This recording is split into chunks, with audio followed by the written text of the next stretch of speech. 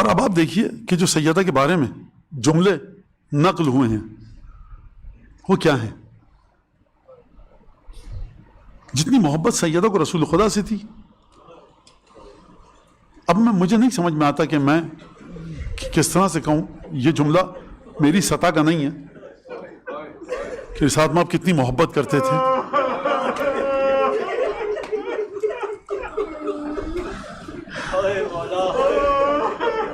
میں ایک جملہ کہتا ہوں آپ کے سامنے. جب مدینے میں تشریف لائے تو خواتین کی محافل میں سیدہ جاتی تھیں تو جناب ام سلمہ کو ساتھ بھیجتے تھے کہ ام سلمہ تم اس کا خیال رکھنا. اپنے جملے میں کہوں کیوں فرمایا رسول خدا نے یہ کام؟ بن ماں کی بچی ہے. جب ام سلمہ دیکھو اس کا خیال رکھنا. سیدہ کی زندگی میں سوائے اذیتوں کے اور ہے کیا؟ آپ اگر سیدہ کی زندگی دیکھیں گے جناب زینب کی زندگی سے بالکل مشابہ ہے.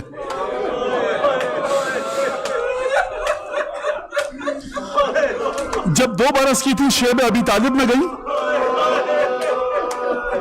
ماں نے درختوں کے چھلکے کھا کھا کر وقت گزارا. 2 برس کی بچی کو دیکھا ہے آپ نے؟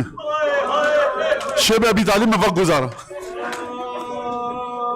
5 برس کی ہوئی، شیب ابی طالب سے محاصرہ اٹھا، ادھر محاصرہ اٹھا، ادھر شہزادی سیدہ یتیم ہوئی، خدیجہ دنیا سے چلی گئی. جب سیدہ گریہ کرتی تھی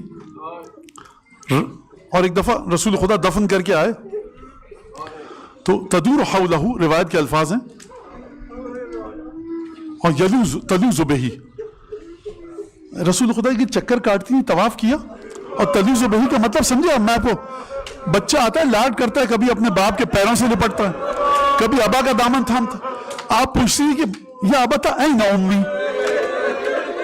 کچی مٹی کا گھر ہے، مکے میں سورج ڈوب چکا ہے، خدیجہ کو رسول خدا دفن کر کے آئی ہیں، گھر میں کوئی نہیں ہے، مظلوم رسول سر جھکائے کھڑا ہے، بیٹی کی بات کا جواب دیں تو کیسے دیں؟ ایک دفعہ خدا نے جب عالم غیب سے یہ منظر دیکھا جبریل کو بھیجا، کہا فاطمہ کو بتا کر آؤ کہ تمہاری ماں خدیجہ آسیہ کے ساتھ ہے، مریم کے ساتھ ہے، بہترین محل میں ہے، کوئی تکلیف نہیں ہے. ایک دفعہ جناب سیدہ نے سنا، دل کو سکون آ گیا. میں ایک جملہ کہہ دوں آپ کے سامنے، میں کہوں سیدہ آپ کو سکون پہنچانے کے لیے خدا نے جبرائیل کو بھیجا. کاش خدا جبرائیل کو سکینہ اور رقیہ کے پاس بھی بھیج دیتا جب شام غریبہ کا اندھیرا چھایا تھا.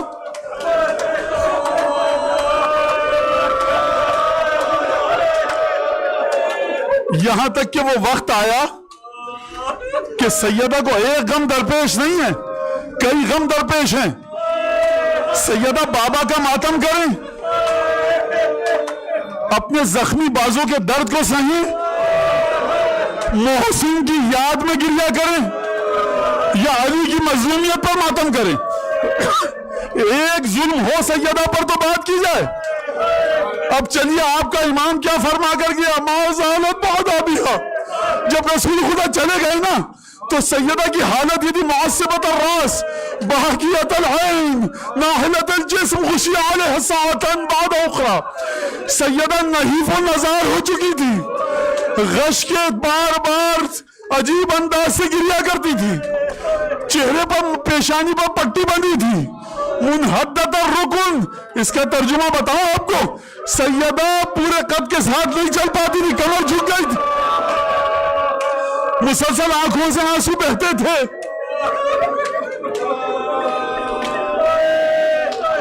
بس ایک دفعہ مدینے کے بزرگ آئے، کہا یا علی ان فاطمہ تبکی لیلا و نہارا، فاطمہ رات دن روتی ہیں.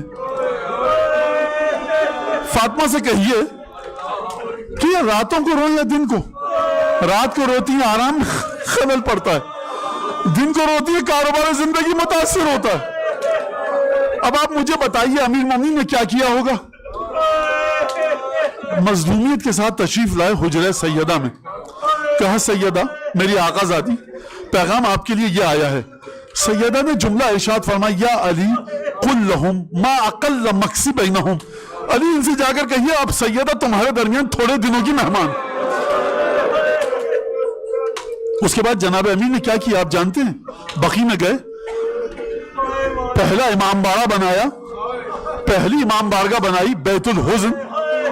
سیدہ صبح کو جاتی تھی حسن حسین کا ہاتھ پکڑ کے, دن بھر گریا کرتی تھی. عصر کے وقت جناب امیر جاتے تھے, سیدہ کو روایت کے الفاظ عجیب تساخ بین یدیہ, سیدہ کو اپنے آگے چلا کر لاتے تھے. بنی ہاشم کا دستور یہ ہے کہ عورتیں اپنی عفت اور پاکیزگی کی وجہ سے مردوں کے پیچھے چلتی ہیں, حجاب کی وجہ سے مردوں کے پیچھے چلتی ہیں. یہ شیخ عباس قمی نے جو روایت لکھی ہے وہ کان تساق بین یدیہ, علی آگے چلا کر لاتے تھے. تو مجھے اس کا جواب یہ ملتا ہے, جو روایت کو دیکھ کر سمجھ میں آتا ہے کہ پیچھے وہ خاتون چلے جس میں اتنی طاقت ہو کہ اپنے پیروں پر چلے. علی چلا کر اس لیے لاتے تھے کہ سیدہ کو ٹھوکر نہ لگ جائے, بدن مطہر میں طاقت نہ تھی. گھر لاتے تھے, میں کہوں گا اے سیدہ آپ کے ساتھ علی ہیں, ایک بابا کا غم ہے, ایک محسن کا غم ہے, لیکن علی ساتھ ہیں. ذرا اٹھ کر 11 محرم کو کربلا میں آئیے. آپ کی بیٹی جب مقتل سے گزری ہے, 18 بھائیوں کے جنازے تھے, کوئی نہ تھا جو زینب کو سہارا دیتا.